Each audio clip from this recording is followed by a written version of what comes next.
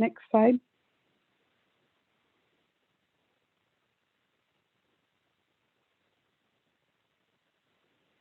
So anytime that we do any kind of training within the Tribal Youth Resource Center, we always want to start off in a good way. We want to connect with those of you who are joining us. And so I just want to say a welcome to all of you who have been a part of this meeting so far and have continued to join our presentations throughout the day. We all wish that we could be here in person, but we understand that for safety that we've had the opportunity to transition this year to virtual meeting. And so we are so grateful to have the opportunity to spend some time together, even though it's not in person. And I just wanted to invite my co-presenter, Chris, and she and I are going to walk through an exercise. And so this morning, in preparation for this session, I was thinking just of something that we could share and then maybe get some feedback from our audience today. And I just wanted to read this to you. The entire community is viewed as an oasis of potential resources, not as an obstacle. Naturally occurring resources are considered as possibilities first before segregated formal social service or mental health programs. And that is from 6 principles of strengths-based recovery-oriented practice. And so what that is saying is that there are natural resources within our community that are not formal, they're not institutional. There are things that we have that are beneficial to those who are living or struggling with addiction. And so I just wanted to have everyone here maybe share something from your own community that is not a formal service. It's not a place where you take somebody in a hospital or some sort of clinical setting, but a resource or a space or a place within your community that really can bring healing or bring positive benefit to those that you're working with. So feel free to share that in the chat. And Chris, I'll let you share. So one of the things here in my home community of the Pueblo of Laguna is, just, and we haven't unfortunately had them this past year, and maybe look at maybe not having them this year, but our traditional dances, going to our plaza when we have those dances and just feeling it. I'm reading that someone can't hear me. Can you all hear me? So I enjoy being in our plaza, and I always tell people my very, very favorite time is that very first time of the day, when it's still a little crisp in the air, and we can hear our dancers coming in. That's always, it always makes me feel so good. Thank you, Chris. And I see some feedback starting to come into the chat. Anywhere by Lake Michigan, feeling the fresh breeze. I agree.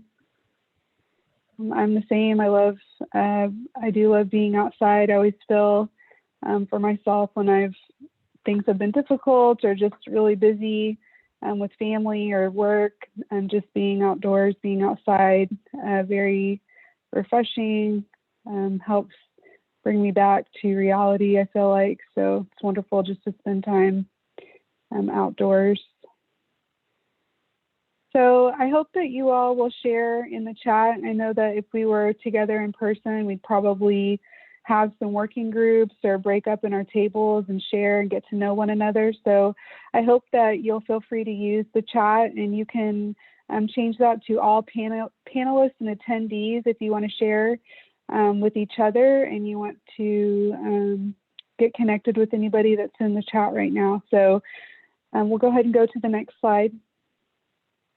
I see some more feedback now. Hiking, camping, taking the dogs to the beach.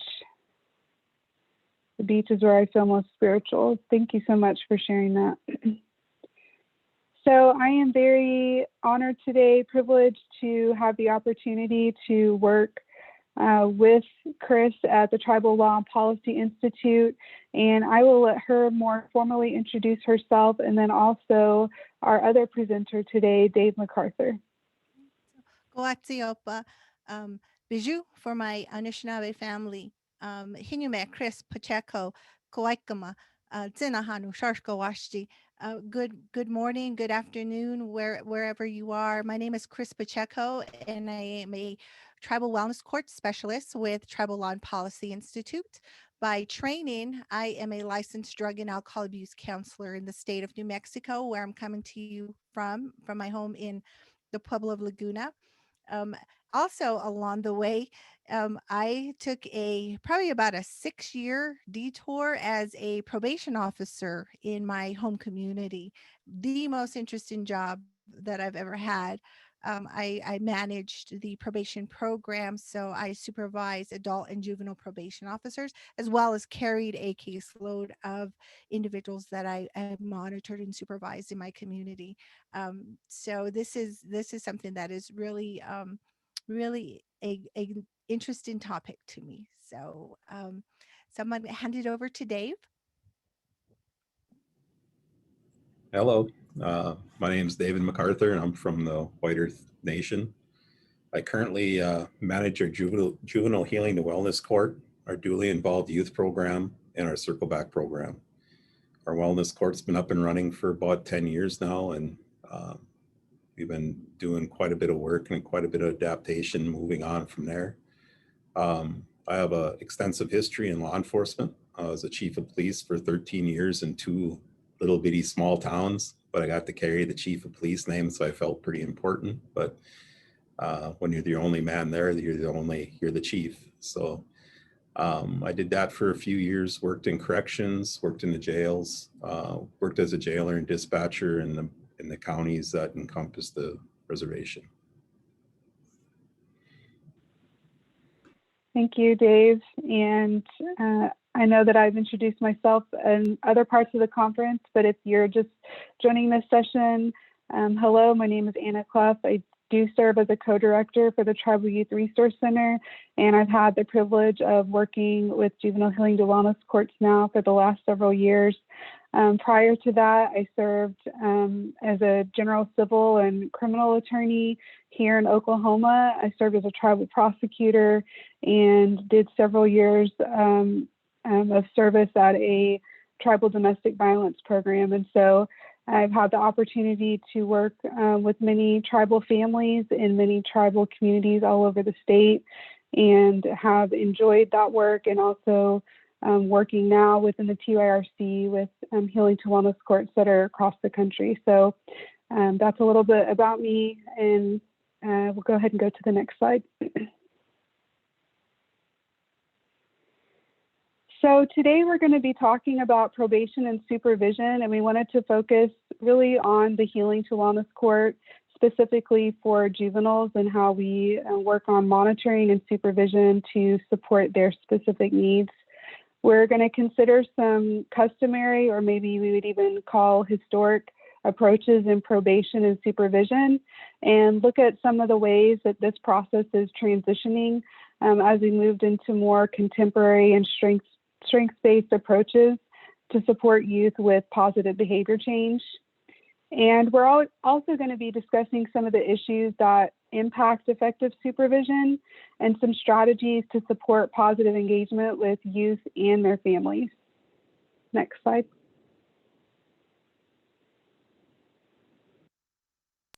So we're going to start off with just a review of the Tribal Healing to Wellness Court 10 key components.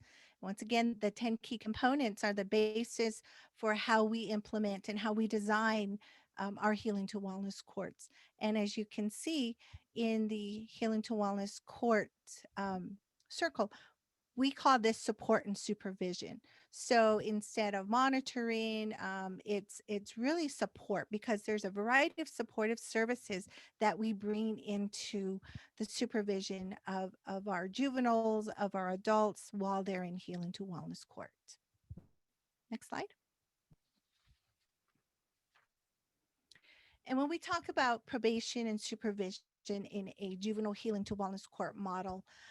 We're looking at a combination of intensive case management, supervision, as well as drug testing. So our participants are monitored through this intensive supervision that includes frequent and random drug testing, while participants and their families benefit from effective team-based management. So it's a team effort.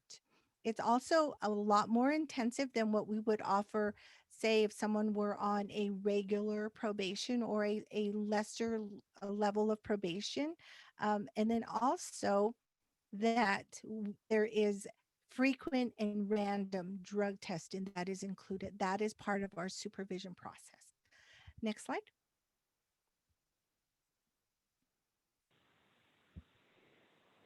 So I'd love to know how many of you are joining today who currently have a juvenile healing to wellness court, or you're working on the development of a juvenile healing to wellness court. So feel free to use the chat box and let us know if you are currently an OJJDP grantee, or if you're just interested in learning more about juvenile healing to wellness courts.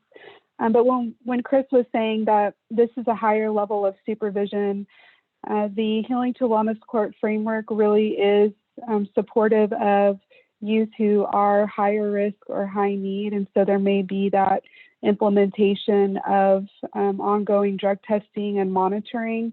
But I just wanted to also share that we know that communities differ, and there are differing levels of need within those specific communities. And so no one juvenile healing to wellness court is going to look exactly like the other, but these are processes that might be implemented as part of your program, and it may be at different levels or at in different ways that you approach that supervision and monitoring. But it is critical that you have some sort of role, a team member that is doing that probation aspect of the services. And we've seen in many communities that you might be calling that a case manager. You might have law enforcement that's involved and they're serving as the probation officer. You might have a case coordinator who's doing a majority of the services, and then you get the support of law enforcement when needed. And so it is a role, it's critical within the framework, because that is the person that is engaging ongoing with that youth, bringing them in, ensuring that they're following the agreements and the protocols that are a part of the Juvenile Healing to Wellness Court. And there's an opportunity there for this individual to encourage the youth to continue on that path where they're making better choices, improving in different aspects of their life within their education or different goals that they have for themselves, promoting their well-being, not only of that youth, but also of their family, and supporting the accountability. So ensuring that the agreements that they've made with the court or with the program, that they are following those agreements, and that you have that individual who is checking in on them. And then most importantly, when we talk about probation and the Juvenile Healing to Wellness Court, and we're talking about this as an alternative, it really is to allow this youth to remain in their community, remain within that circle of family or supportive family members that can continue to be there for them, that they remain in their local community and not taken out of the community. So Healing to Wellness Court is an opportunity to intervene, to keep that youth connected there within the local community, and to provide support not only to them, but also to their family. Next slide.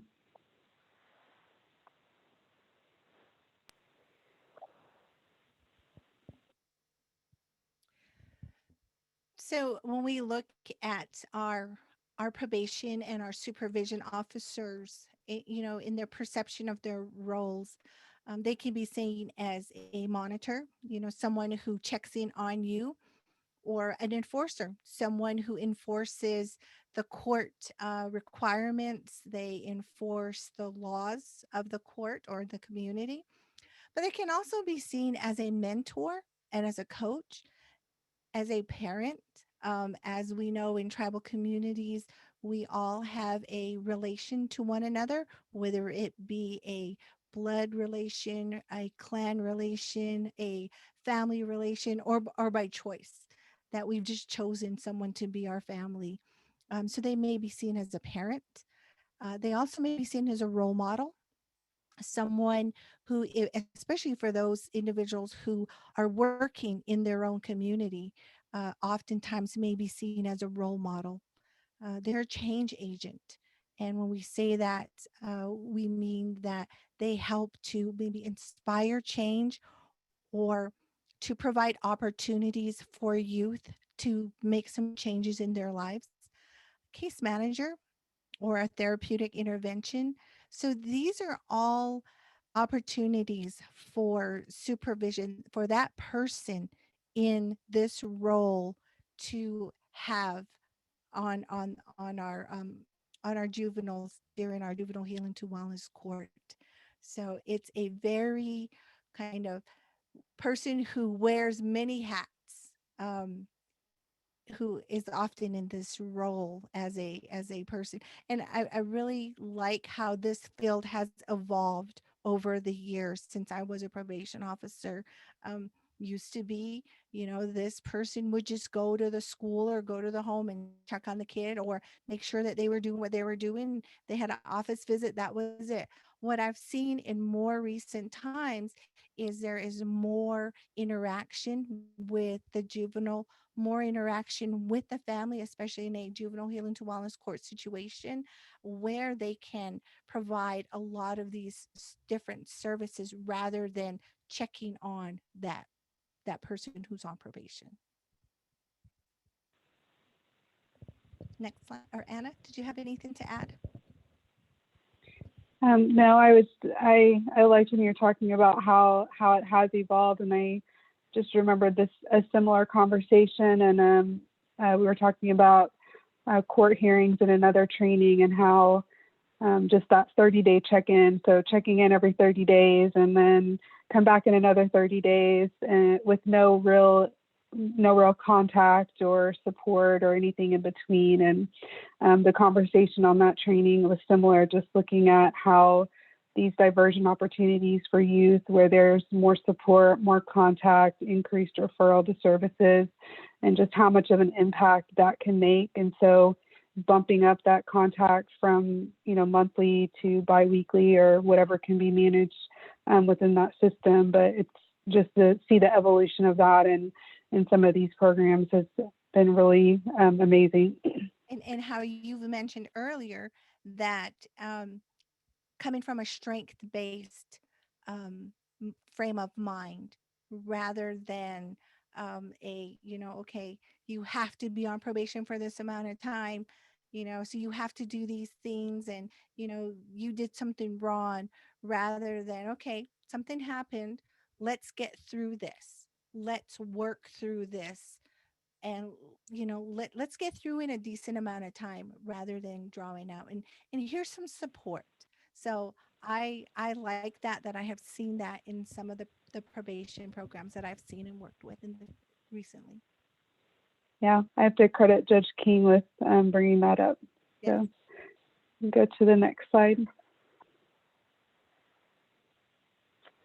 So along the lines of what we were just talking about, how we do see things that are changing, but in ways that we see programs that are operating with a deficit-based approach, and how this increases or decreases those positive outcomes for youth. And so when you see low-risk offenders or others who could be diverted to other programs or services, standardizing conditions that are high in number and lengthy, when there's the application of excessive fines or fees, we know that families often struggle to pay fines. And when you have a probation setup that continues that contact with the court, or opportunities for them to be in non-compliance, where they just have fines upon fines, that can really be harmful for a family. When there's a lack of collaboration with the family or with other partner agencies that could be providing helpful services, or when there's deficit-based and punitive responses that really don't support that youth with positive behavior change, but instead punish and really don't offer an opportunity there for that youth to engage in a positive way. So those would be some approaches that might not be helpful for youth. We know that there are times when, a youth may have been in contact with the system and there needs to be maybe a more firm consequence for behavior, but very important to look at the way that we're approaching how we work with the youth and ensure that we're doing things that are strength-based rather than deficit-based. Next slide.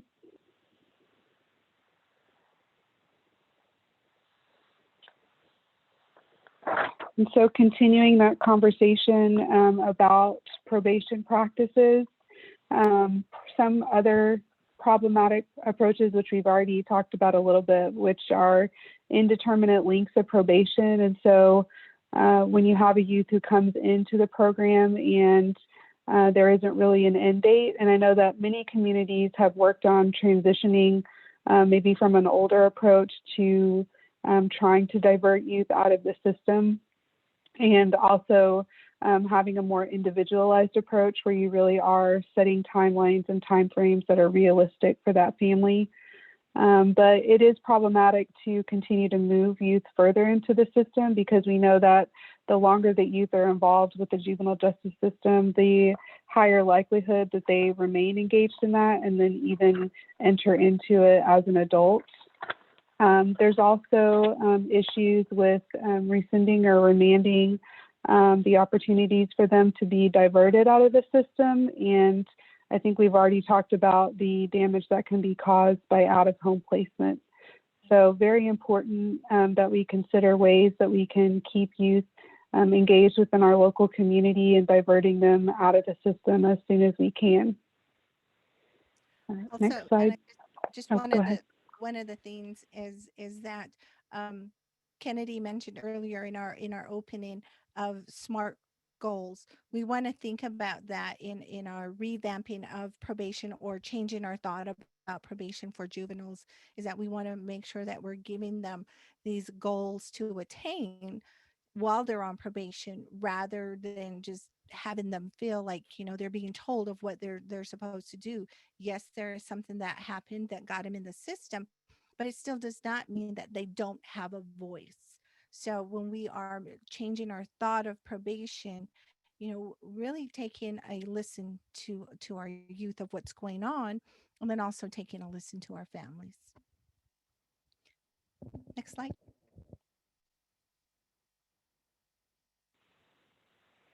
So I want to thank our guest today, Dave McArthur. He's going to talk a little bit more about the White Earth Nation and some of the programs and services that are operating right now. And then we're going to have a more full conversation just about case management and probation. And so Dave, I'll let you share about the programs that you're working with. Hello, well, my name's Dave McArthur. We work here in White Earth, Minnesota, on the White Earth Reservation. Our reservation is a public law 280 reservation, so we have to work with the state for criminal jurisdiction. So a lot of our case managers, they do probation officer roles, but they're considered case managers because we work with state and the state probation, county probation, and stuff like that here.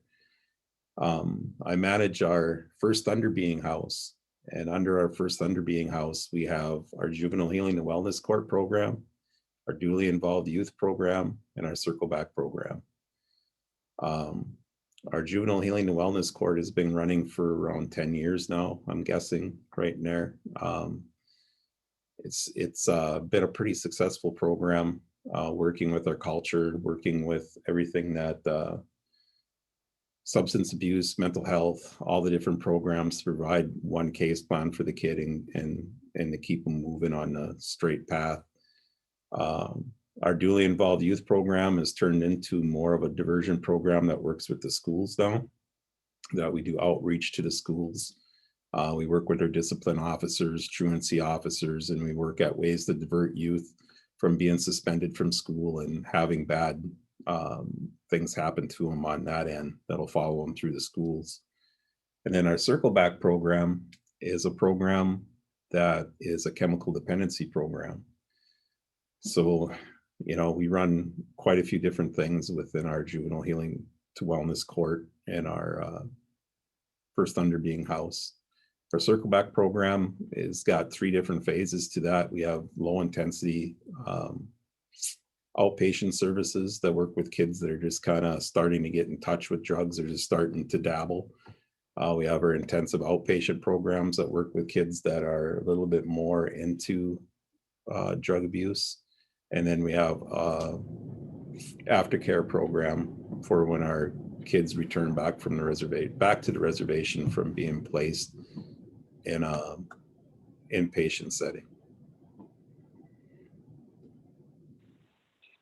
So I know that the way that your programs operate, there's sometimes where there's youth who move through those different programs, and then that can also be an aftercare program. So within each of those programs, as far as supervision for your Healing to Wellness Court, what is the role of your supervision staff, and what are some of the things that you all do as supervisors or probation officers? Well, our role of our case managers or our probation officer is to really case manage the youth's case plan. They make sure that the youth is following through with all the recommendations of their chemical dependency, mental health, even our cultural side of things. They make sure that the kids are following through with all the recommendations of their chemical use assessments, mental health DAs, the courts. They make sure that they're following through, making court appearances, and they pretty much support our youth, make sure that they're here, make sure that they're going through these programs, checking on them. Right now, we do pretty much daily check-ins with the kids. We try to check on them every day. We help set up planners for them for school. We also get a hold of them in the mornings to visit with them about their goals for the day. And then at the end of the day, we contact them and see how they did on those goals. So we kind of I guess you could say, evolved like the typical probation. And like you guys were saying earlier, is that it used to be just check on them, to see them, make sure that they're staying out of trouble and just push them out the door. Where we've taken it like a step further to where we're involved pretty much in their daily life, checking on their homework, school attendance, pretty much everything that they're doing. We also provide like different activities for them to do too. We do like sober events on weekends. We do cultural nights. We do different things that we ask our kids to be a part of, and we get out and get after them. If they don't show up, we go to their house, pick them up, make sure they're here. We really get involved with their life and support them in every which way we can. Dave, can I ask you just what are some of the characteristics, or what are some of the qualities that you look for when you are having someone come onto your staff as a case manager? Because you don't call them specifically probation officers. I think that has that term or that kind of connotation. But what are some of the things you look for in finding staff? Well, to be hired on as a case manager, they need to have so many years of experience. They need to have 4 years of experience working with kids, or they need to have a degree in social services or criminal justice or something like that to go along with the experience. A lot of things that I look for when we interview and when we talk with new applicants is their kind of like their desire of what they want to do for their community. We have a lot of people that come in, they'll apply and they got the high education and they have all these things. But when they come into the interview, they're kind of out of touch a little bit with the community. And what we kind of look for is someone that's still in touch with the community, that still understands the things that are going on here and knows how to relate to the kids. Some of my best case managers have been young.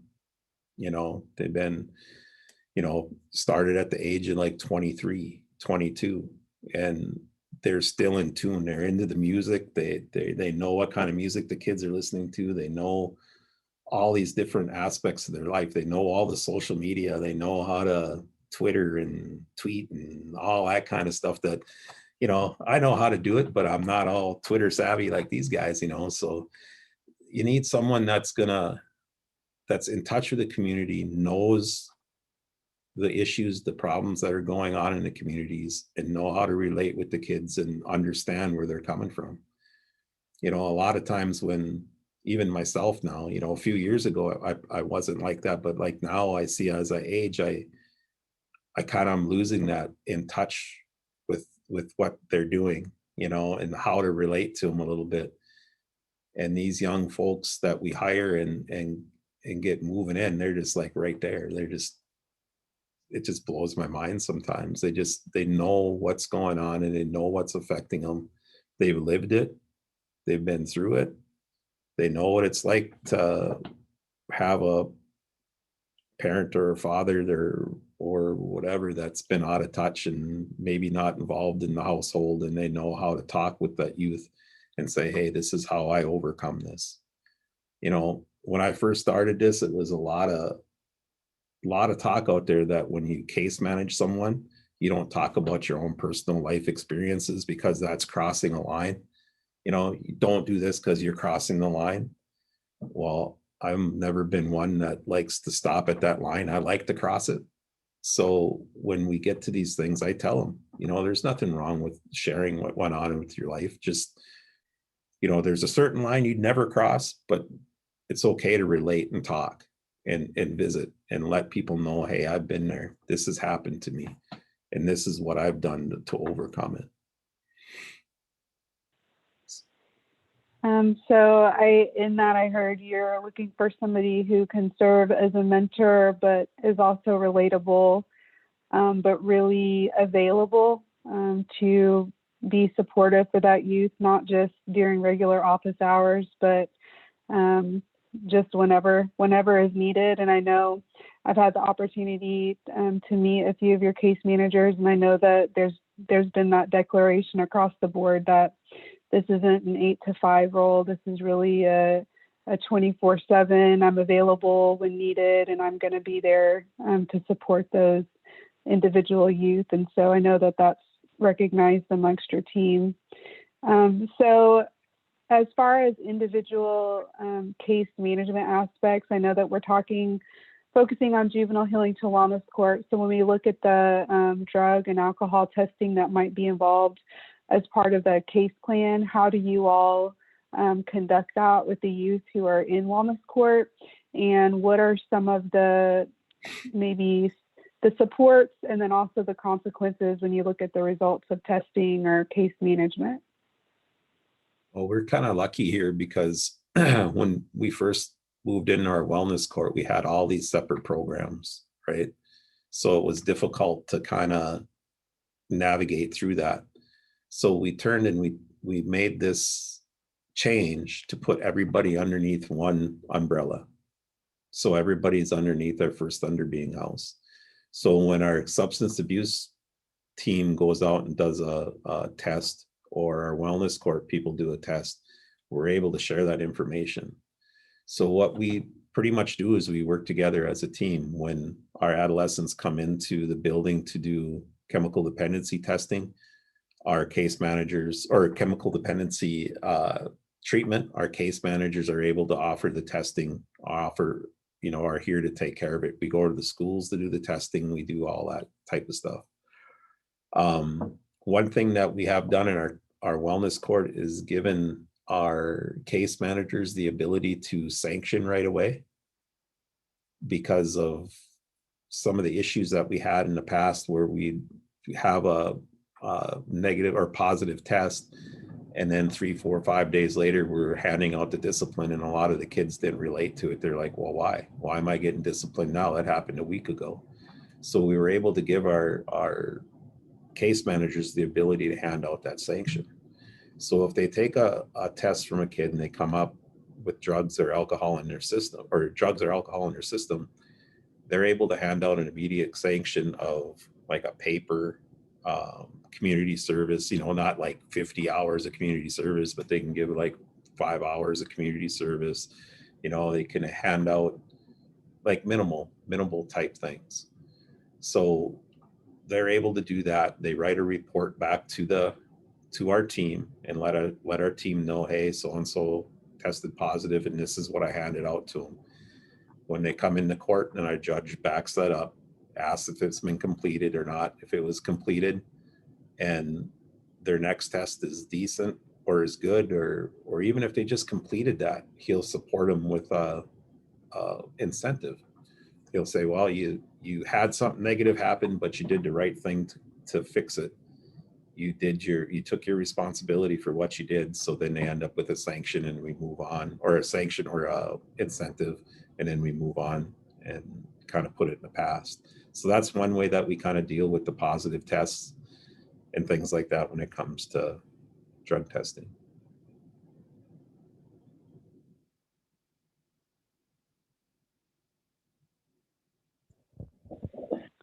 So Dave, as everything that hit the rest of the country and how we all responded, but how did your program and your staff respond to still continuing to meet the needs of the participants in your program, the juveniles?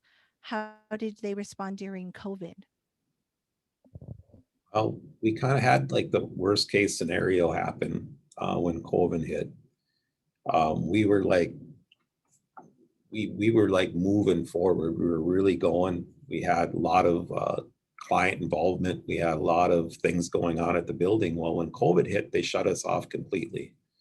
They told us that we couldn't have contact with clients. We couldn't do anything, and everybody got laid off, except for the program managers who were here to try to figure out a way to get things moving again. After a couple months went by, we were able to get together and start bringing back employees. And once we started bringing back those employees, we started trying to think of ways that we could adapt and move forward. We've done a lot of virtual courts. We've done a lot of virtual meetings. We've done virtual treatment. One of the ways that we kind of got around the kids not having phones and stuff like that was we would give them the phone, or technically we would tell them it's not their phone, that we let them use the phone, and then we would get them their minutes. And then if they kept up their work and they kept doing what they were supposed to do, we just re-up their minutes and keep them going. So they were really happy with being able to get that phone so they can communicate with other people and do their things. So that's one thing that we used were the cell phones and stuff like that to help keep in touch with them. Some other things that we did was, social media. A lot of the kids want to reach out to you over social media. Well, we got to be careful with all the HIPAA and all those types of practices. So we had to find other ways to try to communicate other than Facebook chats and stuff like that the kids were trying to do. So we utilize those phones for phone conversations, different things like that we were able to engage the kids in and try to keep it moving and try to keep going forward. We pulled together our whole court team. We do virtual staffings, and I think that's going to be like the wave of the future. That is so awesome to be able to jump on that screen and actually have everybody there instead of having partial numbers of people because of the travel issues and stuff. So that really worked out for a plus. So we can bring everybody together, our chemical dependency, mental health, Becker County attorneys, county attorneys, police officers, everybody that sits on this, they all can just bring up their phone or bring up their computer wherever they're at and just join right in. The kids, at first we were doing everything over the phone. Our case manager would call them, talk to them on the phone, hold the phone up to the screen so everybody could hear it, and we would handle things that way. Now, since we've kind of moved forward a little bit more and the vaccinations and stuff came out, we're kind of back in the in-person things now. Now we're going out, we're doing the visits at the house. We're still doing our social distancing, making sure that we have all of our PPE stuff, personal protection stuff on. but we're still going out to the houses, meeting with them, doing an outside visit instead of going into the home, doing stuff outside, bringing them here to the building. We have kids that come into the building. We meet with the kids here. We make sure we do all of our disinfecting. We only have a one-way in. When they come into the building, they have they get not tested, but they get their temperature checked. They go through a screening, and then they're allowed in. And then after they leave, we disinfect. Before they get in our van, when we pick them up, we make sure we do all the screening, all the temperature taking and stuff like that. So we're kind of making sure that we're trying to keep everything as safe as possible now. But back during the COVID thing, the virtual stuff was a savior. And a lot of that stuff is going to be implemented into future programming, just for the ease and accessibility of it for everyone. Yeah, I know we've had other programs share that transitioning to the smartphones and tech to check in, do those check-ins has been really helpful. And so they're going to continue that. Even though they're transitioning back to some more in-person activities. So I know you mentioned home visits, and maybe those might be starting back up. And I think you and I visited a little bit just about when you bring case management or staff on, if there's expectations there or training that they need to participate in as part of their role. You kind of cut in and out on that one. Can you repeat what you said? Just when your staff, when you bring on new staff, if there's kind of the expectation, roles, and responsibilities, what kind of training they might receive when they first come on board? Yeah, a lot of the training that we put on is that we try to get everybody kind of up to date on all the different programs that they're going to be working with. So when our case managers come on, I support them in going out and becoming Rule 25 assessors or chemical use assessors. They receive that training.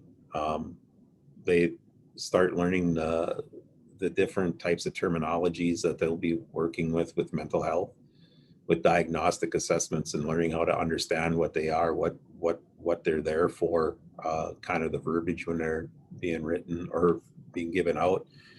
It's mainly like on the job type training is what we really, really get after. We spend a little time, like when a new person gets hired, they jump in with a car and they kind of do like a FTO program.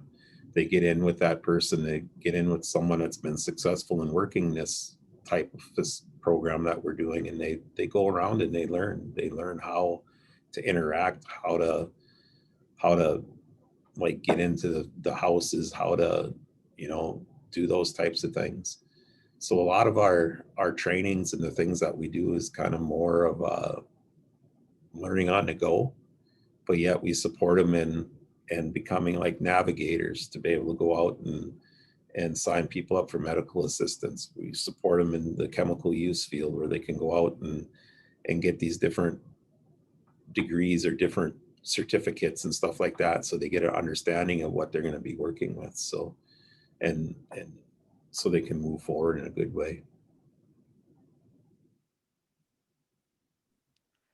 So Dave, going back to how you work with your participants, and for Anna and I as TTA providers, this is always the $50 million question that we get and we answer, is what are the incentives and sanctions that you all provide or incorporate into your program? Well, when we first started like our incentive program, everything was like, how can you put it,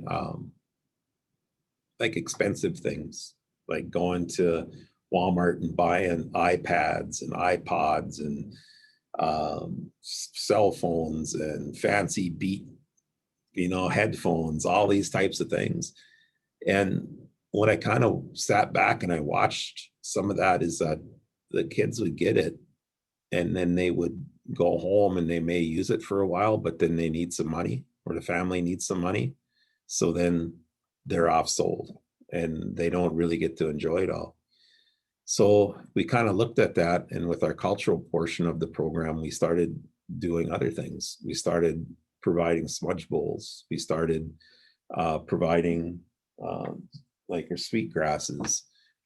We started providing all these medicines for them. We also started with handing out things that would help them make their regalia. We started out with beading materials. We did a lot of different things like that, that number one is a nice incentive, but yet it's still a coping skill too, right? So if they're sitting there and they're beading, they're at home and stuff is stressed out, they can go grab their beading material and sit down and start beading, and they're using a coping skill with not even realizing what they're doing. So there's some things like that we do. We still do some incentives of like the glitzy things, you know, but just to kind of you know, keep them interested, you know, a little bit more interested. Now on our sanctions can vary from anything from like a paper that they got to write to working with elders, you know, I shouldn't say that's a sanction, but going and shoveling their steps is a sanction. They don't like that part. They like to visit with the elders, but they don't like the shoveling part of it. We do things like that, where it can work all the way. It's all the way up to where they can be arrested on the spot and taken to jail. And that's something that we really try hard to avoid. We try with, you know, all of our might to make it to where that arrest is the last thing. But all these different sanctions that they do, our staff is there to support them. So if we hand out a paper and the kid looks at you and goes, "Great, I don't know how to write a paper. I've never done it before." Our staff will sit down with them and say, "Okay, what's the topic that you need to cover? And all right, you tell me and I'll help you write it. But I'm going to teach you at the same time how to write this little report that you're supposed to do." So every sanction that we do, we support them all the way up, even into the arrest. When they get arrested, our staff is right there with them. When they go off to a juvenile facility, our staff is the first ones that call them. I mean, they're not even nestled in half the time, you know, getting ready, got their bedrolls out, and our staff has already made a call to see how they're doing. And then while they're there, they follow up with phone calls almost, you know, it's not daily, maybe every couple days, depending on their length of stay. But they'll call them, see how they're doing, ask them if they need anything, if they request any type of cultural items like beading, medicine, anything like that. We provide that. We'll drive right to the facility that they're at, provide it, make sure that those things are all accessible to them. When they get released, or let's say they get transported to court, our staff is waiting in the courtroom for them. So when they come out and they get out of that squad car and they walk in, the first person that they usually see is our staff standing there and support. And then we use everything as a teaching role too, right? So when our clients are sitting there and they're looking at us and they're like, "Why did I get arrested?" They tell them, "This is why." And these are all the things that led up to that. Remember when you had to do that paper way back here? And we weren't, you know, we talked about that, and we said there's consequences to your actions, and we explained all these things to you, and you chose not to listen. Well, here's the end point. This is where we told you were going to end up, and guess what? You ended up there. Now, what can we do to not have this happen again? How can we get this back to where you were flying through the program and you were doing really good, and you were doing everything you were supposed to? What can we do to get you back there? And then they work with them to come up with their plan to figure out how they can keep them back here and on the right track again, or on the positive track. So I see you're really trying to pinpoint, work with the team, sit down with the youth, really try to pinpoint, you know, what's happening, what's really going on, so that we can work on and address what's happening. I know that in other trainings, you've had the opportunity to share just those cultural ties into the program and how you engage those youth. So as a team approach, what are some of the things that the youth engage in as far as building those connections within the community and within the culture? Well, a lot of the activities that we do around here is we do sweat lodge. We try to Now since COVID, it's been a little bit less, but prior to COVID, we tried to do a sweat lodge at least once a week for our adolescents. So when we did that sweat lodge, we wouldn't just say, well, this is just specifically for the kids. Guess who was standing there? All the staff waiting to go in and go through that lodge with the kids, or if they weren't comfortable, going and sit by the fire with them. They've done cedar ceremonies for healing. We've done youth gatherings where we had just a celebration of our youth. The kids that were in the program, we had them out here and celebrated them and let them know that they're important. All the negative things that happen in their life, they forget that they're important. So one time out of the year, we decided we're going to have this celebration to let them know they are important to us. So there's a lot of different things that we do in the community. And, we take kids to powwows, we've taken them to, I could go on forever of all the different ceremonies, all the different things that we make sure that they have the chance to attend and be a part of, and be a part right out in the community. I know a lot of places, they get really scared of the HIPAA thing. If you're in this program, nobody can know and whatever, but we take our kids right out in the community and we do things right in the community. And I've had kids asked to wear like juvenile wellness shirts and circle back shirts and walk parades and do different things because they're not ashamed of it. And it's gotten to the point now, like some of these activities that we do, these weekend events and stuff. I don't know if I really mentioned those too much, but we were doing before COVID, and we're getting back to them now, is like a movie night on a Friday night, a sober event. And that wasn't just our wellness court, but we implemented all of our programs under First Thunder Being House to participate in that. So what we do is go around and pick up our kids that were in the programs, and we tell them this is mandatory, you got to be here. And we would get all kinds of fighting. Yeah, no, we don't want to go there. We don't want to go to that mandatory event. We're not going to go, but we'd make them go, and they would complain and whatever the whole time. So then I was like, enough said. I said, this isn't mandatory no more. I said, go on a volunteer basis, whoever wants to come. Well, guess what? Those same kids that were complaining that it was mandatory were coming, and then they started bringing friends. They started, hey, can I bring a plus one? Can I bring my sister? Can I bring my brother? Can I do this? Can I do that? So yeah, it's pretty crazy when you throw the word mandatory. Don't ever throw the word mandatory on, because it's like instant, nope, I'm not going to be there. There ain't no way you're going to get me there. But, so those things have really helped. We've taken kids to Twins games. Minnesota Twins donated us like 300 tickets one year. So we made sure that we brought the kids. We handed out the tickets to their families. We handed out tickets to adult programs for substance abuse. And then the tribe actually chartered a bus so that everybody could get in the bus and make the 4-hour trip down to the cities and go to the game and stuff like that. So, there's a lot of different things that we do. And there's a lot of different things that are, I don't know, I think everything like that is so good for these guys to have something positive, something that they don't have to worry about putting up this facade or this however you want to say it.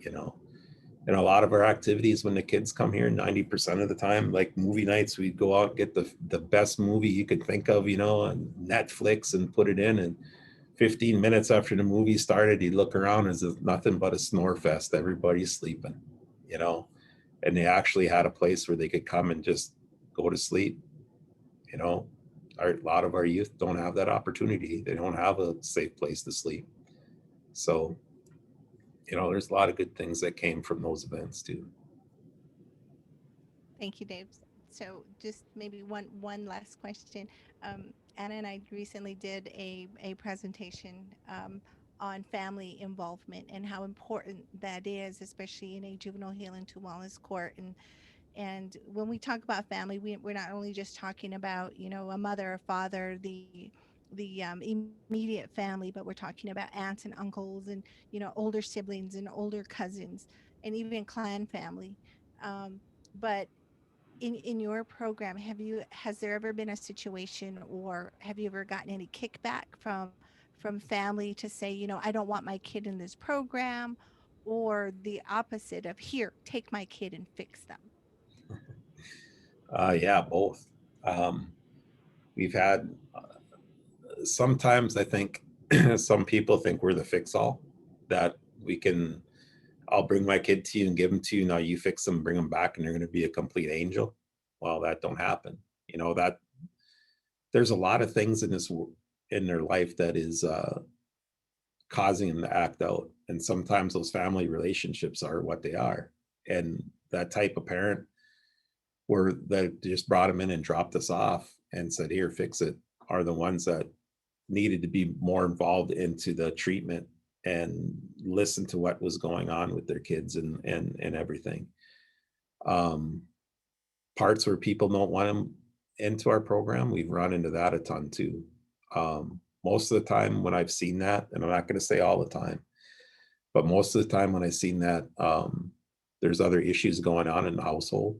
There's a high amount of drug use, gang activity. There's all these things that are going on that they don't want to bring attention onto themselves, because we have somebody there all the time, right? We have somebody in these kids' grill at their house, and they don't want that. They don't want anybody around to see those activities. So it's really difficult to try to get around that, because when you have a family or parental people that are shunning you, their kids read that, right? And they're like, well, I don't have to go. I don't have to do this, because they're just going to keep them away from me. So that's when we rely really hard on like probation and the court systems. And we say, hey, we got to make sure that you guys get it through to the families, get it through to people that they need to be here. And it's a court violation if they don't. And then you also got to take a look at being a mandatory reporter. There's times that we have to make that uncomfortable decision to make a report to ICW, to make a report to social services. And the possibility of someone being removed from their home it might have to happen. Even though we've tried everything to try to engage that family and try to engage the kids, sometimes you just got to do it, and if we don't do it, then we're not doing what we're supposed to as people who are trying to provide a good service to our kids, right? We have to be that authoritative person once in a while. But back to the kid whose parents just shove them off in here, it's awesome to have that in a way, but yet we still have disconnection with the parents, because they kind of want us to fix it, and we can't fix everything. All we can do is try to increase their support from home by making make them connect. And if you have a family member that doesn't want that just wants them out and have you fix it, you don't have that connectivity. So you got to figure out a way to get around that and try to get them involved into your programming. You got to try to figure out a way to get those parents into the building, like we do with our weekend events. We open them up to family. We actually had a dance out here. I think it was a New Year's Eve dance. And I had like an 80-year-old grandma out there dancing some rap song. She was going to town. She was having a good time out there, But once he did that, and they seen some of these families that were having trouble times, seeing that we weren't there to like come at them and tell them this is what you're going to do and you're living the wrong way, when they saw that we were just there to support, then they kind of loosened up a little bit and went, okay, they understand that, yeah, I'm doing what I got to do, and they're not going to be in my grill about it. They're just here to support. And then we ended up starting to get more cooperation, I guess. And they started supporting their kids more and trying to be sober and trying to do that. And we've even had that even morph into where the parent has gone and signed up for treatment and said, hey, I need to do something. I'm not going the right direction right now. So we've had some positive things happen, but you always do have the ones that are hardcore and just say, no, get out of here. You just got to figure out a way, and that best works for you and your facility and your community. to try to bridge that gap. Thank you. I think we had a question that was almost in line, but just a little bit the flip side. What do you do when the kids do not want their parent involved? So you have a youth who's gotten involved and maybe doing well, and they don't want their parent or caretaker there. Well, you run into that a lot too. It's kind of crazy because down here we have two different things that we got to look at. We have our chemical dependency side. Now, if an adolescent, I think it's the age of 12 or 13, if they decide to come into chemical dependency treatment, they don't have to let their parent know they're here. And if they don't sign a release, we can't tell their parent they're here. Now, on the court side of things is different. You know, if they're here and they're participating because it's court ordered and all that other stuff, then we can let them know why they're here and what's going on. When a kid says that they actively don't want their parent here, we've actually had to sit down and bring in our mental health team and work with that child to find out why don't you want to. And it's not always mental health team either. It's spiritual people. We really rely on our spiritual end of things, our spiritual person to come in and say, hey, you know, what's going on with it. A lot of times they'll speak with the spiritual man or the spiritual person than they will a mental health person. And then if that spiritual person can start getting some information out of them and it shows that we need to incorporate mental health and everything else, then we'll go that avenue. But if it's more of a family bonding, or there's issues because they're ashamed that they're using, or there's issues because whatever, then we'll go on a more of a spiritual, cultural way to go in and try to look at that. If that don't work out and we know there's more of maybe it's abuse, maybe it's something like that that's going on and we need to bring mental health team in to work with them, then we do that. I know in the future here we're planning or talking about providing like a family treatment, or a family counseling and stuff like that for the families to try to work with instances like that. So Dave, we'll give you time to breathe. I know we've asked you a lot of questions. We can go ahead and go to the next slide. And while we are wrapping up the session, if you have questions, go ahead and use the Q&A pod, or let us know if there's any comments you have in the chat.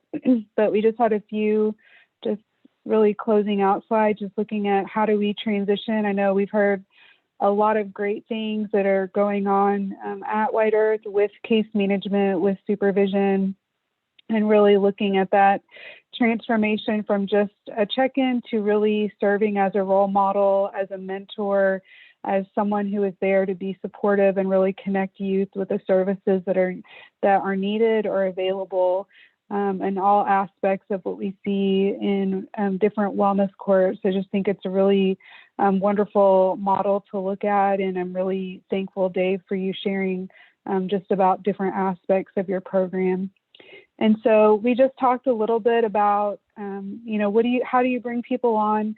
And so when you are looking at probation staff or supervision for your program, you really do want to emphasize the onboarding process, ensure that you have staff who have certain qualifications. So we just talked about some people who have worked with youth or have that willingness to be trained in youth development, understanding youth behavior, really being willing to serve youth in a way that's going to be beneficial to them, having expectations, roles, and responsibilities, and reaffirming that role as a collaborator, because Healing to Wellness Court is a team approach. And so they are going to be collaborating with other staff members, with the courts, with other services that are involved within your system. When we look at supervision and services, we're looking at all aspects of the family, not just the youth, but how do we engage the whole family? How do we connect them within the community?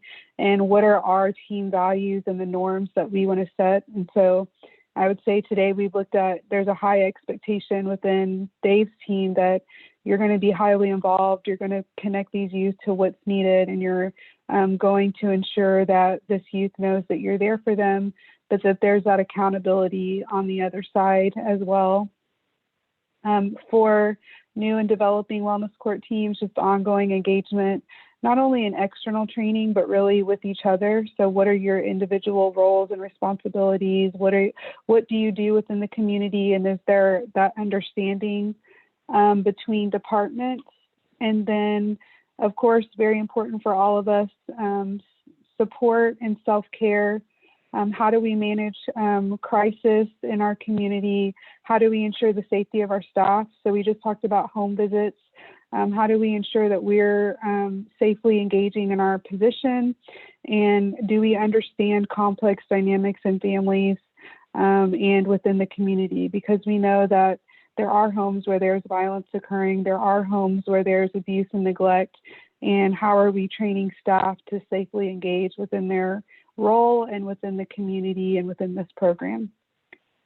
Next slide. And I just wanted to add that I think it's really important, especially for those individuals who are working and living in their own community. You know, I did that for 6 years, and as a probation officer, and I remember my parents being very, very kind of wanted me to be very cautious, and I also had to do that.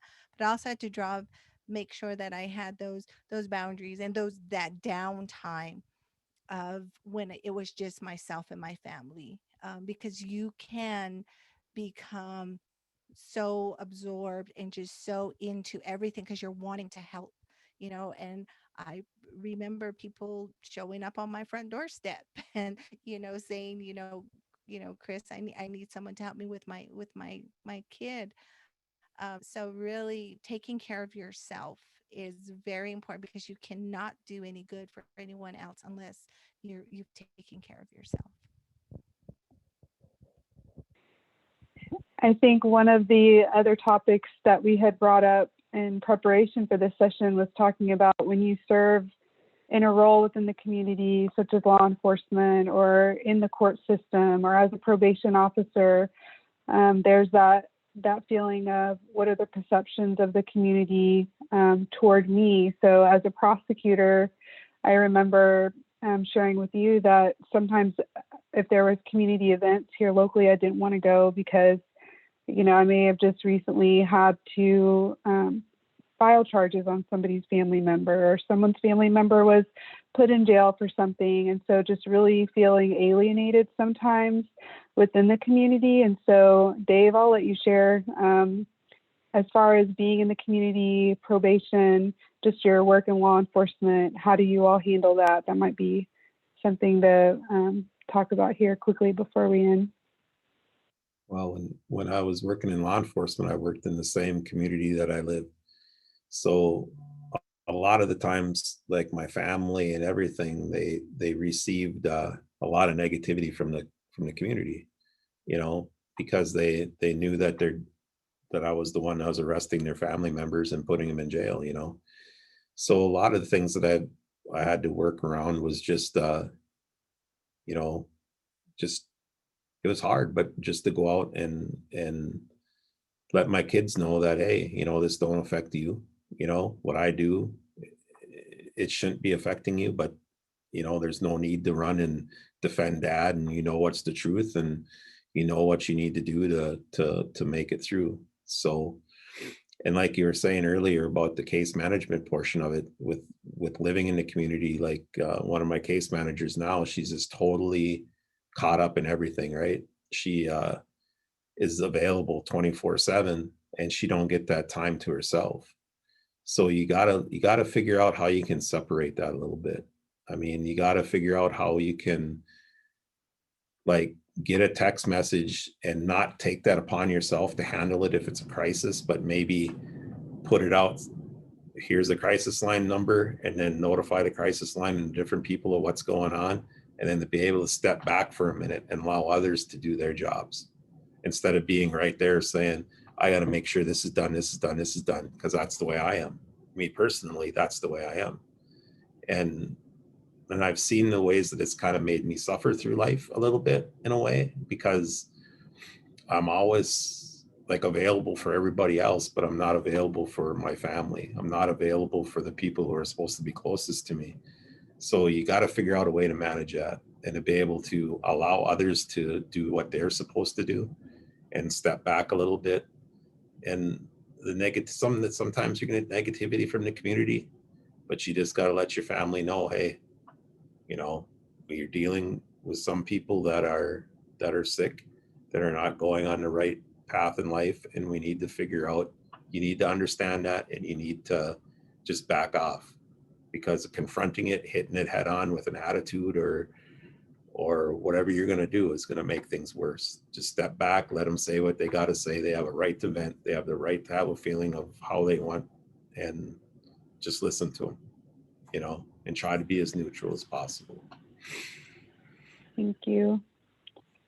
You can go to the next slide. So just looking toward the future, go ahead, Chris. No, I was just going to say, again, you took the word right out of my mouth.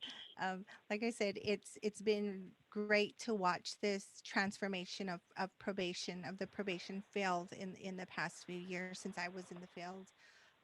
You know, from going to a, you know, let's catch them doing bad. Let's catch them being in non-compliance, to a more of a supportive, of a coaching type kind of model.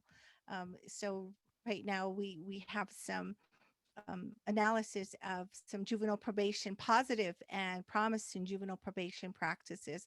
One is restorative programs, restitution and mediation, keeping them out or keeping them from further going into the juvenile justice system. Uh, Looking at our counseling and therapeutic programs, treatment and relationship building, skill building, cognitive behavioral therapy, instructions, incentives, any kind of increasing of pro-social skills during this time is very important. Also, coordinated services, case management services, in a multi-module kind of programs or regimes. So making sure that we are being holistic, that we're not just looking at this individual as a physical being, but of their spiritual, of their mental, and of their physical health. Next slide.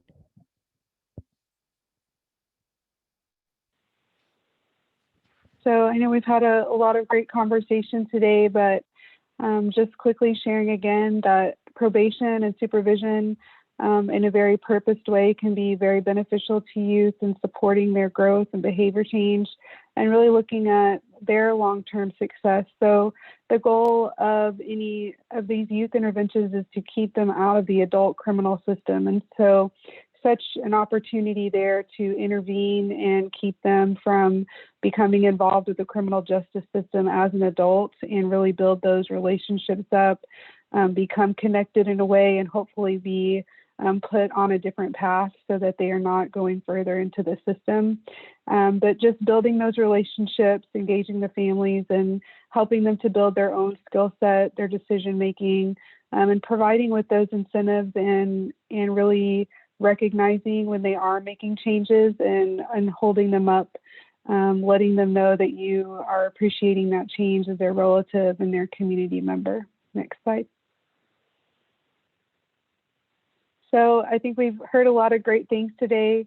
I think most importantly, we've talked about that spiritual support, the cultural support that's there within the wellness court, and just working with youth in a restorative way that builds them up, builds their families up, and engages them in a way that hopefully can put them on a different trajectory. And I really appreciated Dave sharing today just about safety, not only for the youth, but for the team, and promoting well-being for the family and for the community. And so I just want to say thank you again to Dave. He's always willing to share. He always gives us time, and I really just appreciate hearing from you. So thank you again for being with us today and being a part of the conference. Next slide. I want to thank you again. This has been a program supported by the Office of Juvenile Justice and Delinquency Prevention. Next slide. We want to thank you for any feedback that you can provide. Thank you for attending Probation and Supervision in the Tribal Juvenile Healing to Wellness Court. As a reminder, there is a link for a workshop session evaluation in the chat box.